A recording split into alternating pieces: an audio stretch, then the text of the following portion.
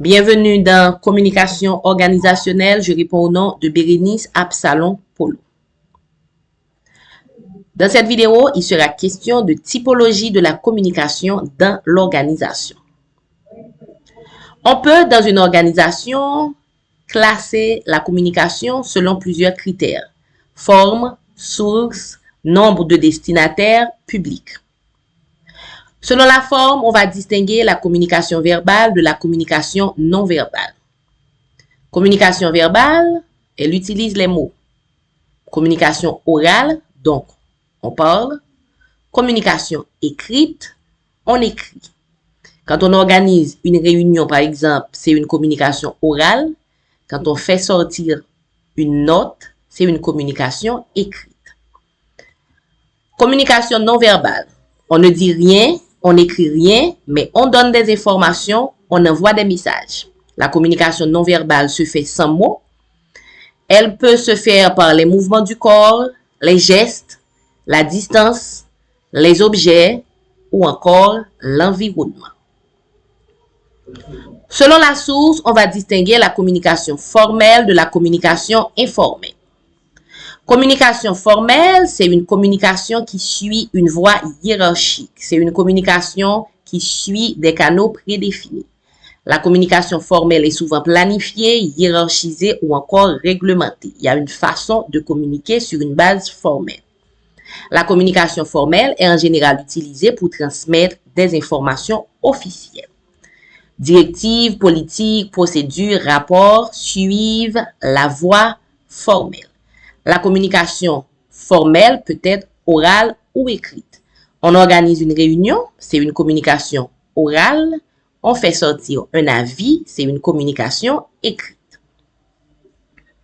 Communication informelle. Cette communication est spontanée, naturelle, non structurée. Cette communication est axée sur les échanges sociaux. C'est aussi une communication qui fait impact sur l'ambiance du travail. Parce que les gens vont développer des affinités, de l'amitié. Et à ce moment, la communication informelle rend le travail plus facile à faire. La communication informelle permet de résoudre plus facilement les conflits. La communication informelle peut être orale. Les gens se parlent dans l'organisation. Écrite. On communique par écrit à partir de messages WhatsApp, par exemple. Et la communication informelle peut aussi être non verbale. Deux employés peuvent se parler à partir de gestes. Deux employés peuvent envoyer des messages à partir de gestes. Selon le nombre de destinataires, on va distinguer la communication interpersonnelle, la communication de groupe et la communication de masse. Communication interpersonnelle, deux employés se parlent. C'est un échange entre deux personnes ou plus, mais pas beaucoup. Cette communication est importante pour améliorer les relations interpersonnelles, pour favoriser la collaboration. Évidemment, c'est une communication qui tient compte de la personnalité.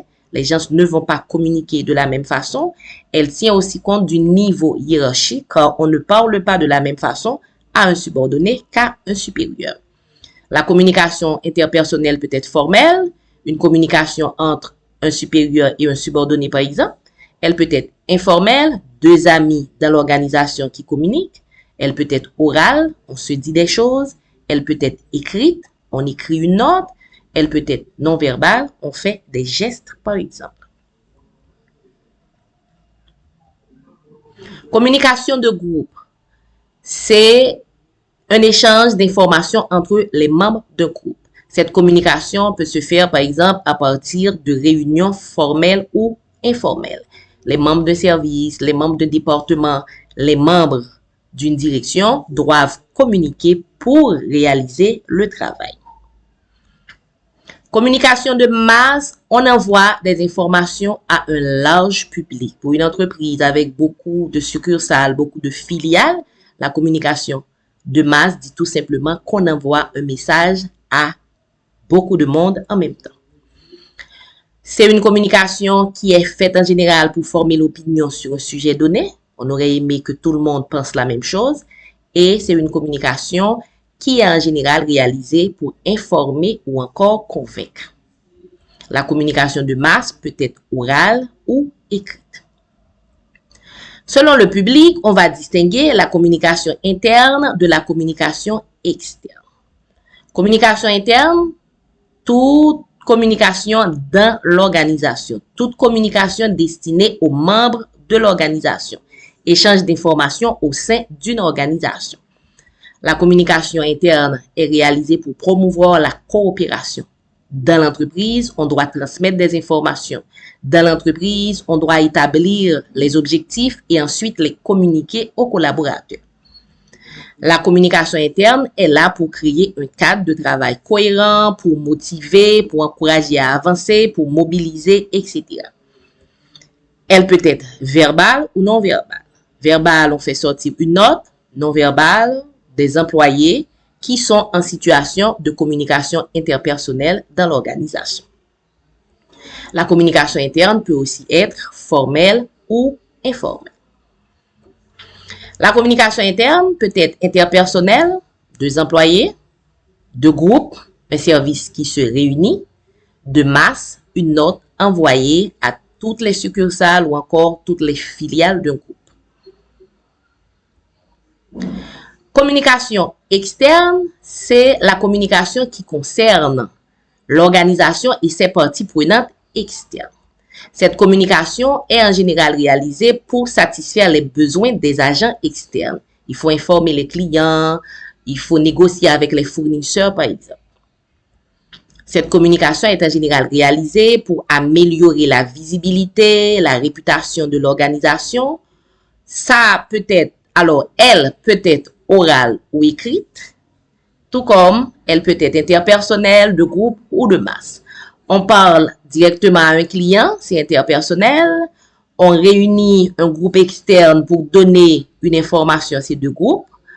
On écrit quelque chose sur le site de l'entreprise, c'est une communication de masse. On élabore des dépliants pour les clients potentiels, c'est encore une communication de masse. Ce qu'il faut retenir, c'est que la communication dans l'organisation peut prendre différentes formes, tout comme elle peut s'adresser aux gens à l'intérieur ou à l'extérieur.